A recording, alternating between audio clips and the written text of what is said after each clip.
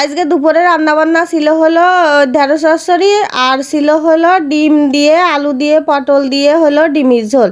নমস্কার, সবাই কেমন আছেন? আশা করি সবাই ভালো আছেন। তাই যে প্রথমে কিন্তু আমি ঢেঁড়স চচ্চড়িটা রান্না করে নেব। তা চচ্চড়ি রান্না করার জন্য হলো তেলের মধ্যেই সর্ষে সম্বরা দিছি। আর এই তেলের মধ্যে সর্ষে দেওয়ার পরে আবার কয়টা কাঁচা জাল তেলের পরে দিয়ে দেব। আর এই যে এখনে কিন্তু কাঁচা জাল কয়টা দিয়ে দিছি। আর এই কাঁচা জাল কয়টা ফাইন করে একটু ভাইজে নেব। ভাইজে নিলেই পরে সর্ষে আর এই কাঁচা জালের যে সুন্দর একটা গন্ধ বেরোয় তা আর কি কব। তাই এদিকে কিন্তু এই যে ঢেঁড়স কাইটে থিয়ে দিলাম, ঢেঁড়স তেলের মধ্যেই দিয়ে দিছি, বুঝিছেন। আর ঢেঁড়স হলো প্রথমে হলো কাটিছি গ্রামে শুধু 2 মুখ কাটিছি। আর হলো মাঝখানেরতে হলো কাইটে ছোটো করিনি, আস্তে আস্তেই ঢেঁড়স রেখে দিছি। আর আস্তে আস্তে রান্না করলে পরে ভালো হয়। ওই যে ঢেঁড়সের যে একটা নাল ভিজলে থাকে সেইটা আর বেশি হয় না।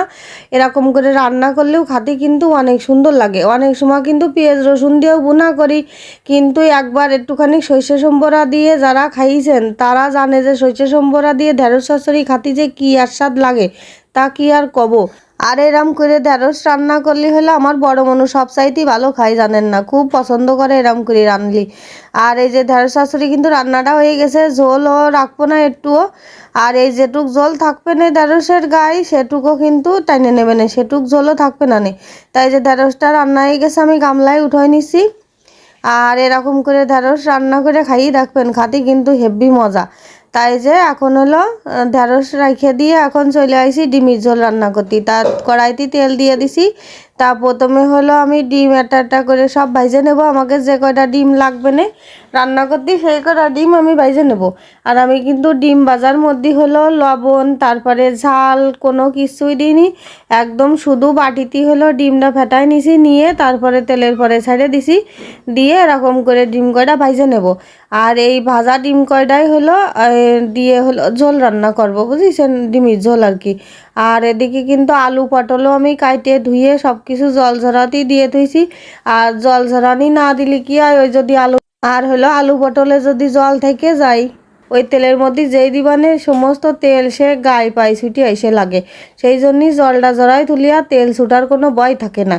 তাই যে পটল ছিলে তো ধুয়ে জল ঝরানি দিয়ে এই যে দেখছেন কি সুন্দর দিয়ে দিলাম তেলের মধ্যে, কোনো আর ভয় নেই মানে তেল ছুটারও। তাই একটুখানি লবণ দিয়ে দিলাম। আর হলো আলু ভাইজে নেব এই তেলের পরেই। আর পটলটা কিন্তু লাল লাল করে ভাইজে নিছি। আর এদিকে কিন্তু আলুও ভাইজে নিছি আমি। এই যে গামলার মধ্যে কিন্তু আলু আর পটল ভাইজে একসাথে ধুয়ে দিছি। আর এদিকে হলো তেল দিয়ে দিছি কড়াইতে, দিয়ে তেজপাতা আর হলো জিরে সম্বরা দিয়ে দিছি। আজকে আর শুকনো জাল ঘরে ছিল না, শুকনো জাল সম্বরা দিতে পারিনি। আর এদিকে কিন্তু মশলা বাটা দিয়ে দিছি। আর তারপরে হলো হলুদ লবণ দিয়ে দিছি, আর 1 চামচ চিনিও দিয়ে দিছি কিন্তু। আর এই যে হলুদ লবণ চিনি সব কিছু একসাথে নেড়ে চেড়ে দিয়ে দিছি। আর একটুখানি ঝালের গুঁড়ো দিছি, একটুখানি না 2 চামচ 2.5 চামচ মতো ঝালের গুঁড়ো হবে দিয়ে দিছি। আর এই তরকারিতে একটু ঝাল ঝাল না হলে পরে খাতে ভালো লাগে না। আর হলো মশলা ছিল কিন্তু সবই অল্প অল্প, 1 চামচ আদা বাটা, 1 চামচ রসুন বাটা, 1 চামচ পেঁয়াজ বাটা, 1 চামচ জিরে বাটা, এই দিয়েই রান্না করতেছি। ওই ছোটো 1 চামচের 1 চামচ, বুঝেছেন। আর এদিকে কিন্তু এই যে আলু পটল ভাইজে রাখিলাম সেইটা হলো মশলার মধ্যে দিয়ে দিছি, দিয়ে ভালো করে নাড়ে চাড়ে কষাই নিচ্ছি। আর এই মশলাটা কিন্তু কষাইছি ফাইন করে দেখিছেন কিন্তু। আর এদিকে কিন্তু আলু পটল কয়টাও কষানো হয়ে গেছে, একদম মশলা আলু পটলের গার সাথে লেগে গেছে।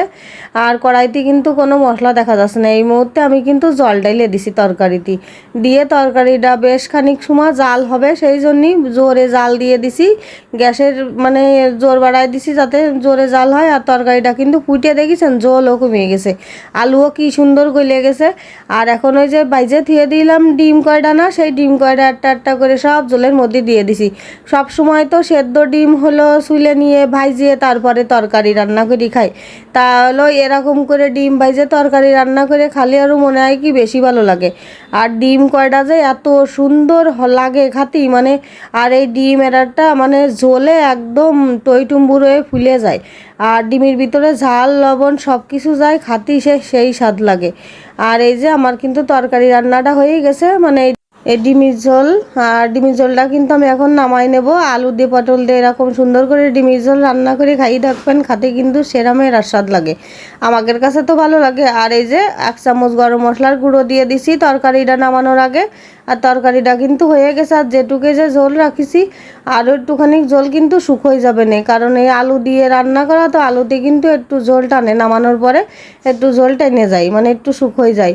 তা যাই হোক, এই যে তরকারিটা হয়ে গেছে, এখন কিন্তু সবাইরে খাতিলতি দিয়ে দেব।